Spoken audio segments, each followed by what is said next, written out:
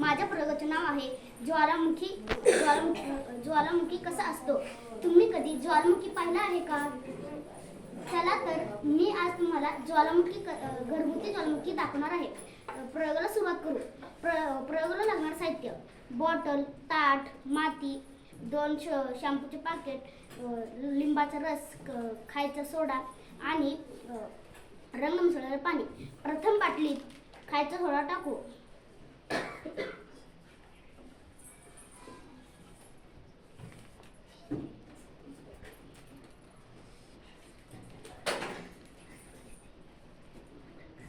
त्यानंतर रंग मिसळलेले पाणी टाकू.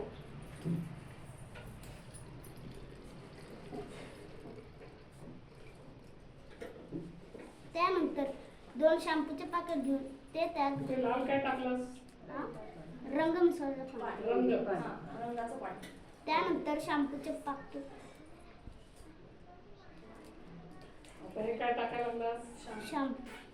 शॅम्पू.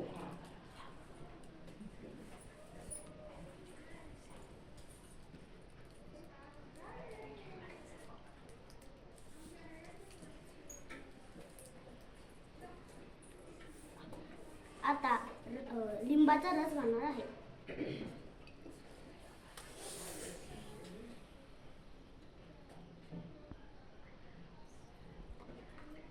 हे पहा, घरगुती ज्वालामुखीचा उद्रेक. असे का झाले तर कारण घरगुती ज्वालामुखीचा उद्रेक ऍसिड आणि बेस यांच्यातील रासायनिक अभिक्रियामुळे होतो. लिंबाच्या रसामध्ये असलेले सायट्रिक ऍसिड आणि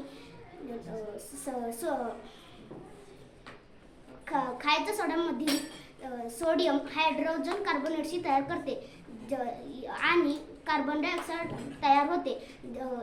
बेस जेव्हा आम्लाच्या संपर्कात येतो तेव्हा विघटित प्रतिक्रिया देते.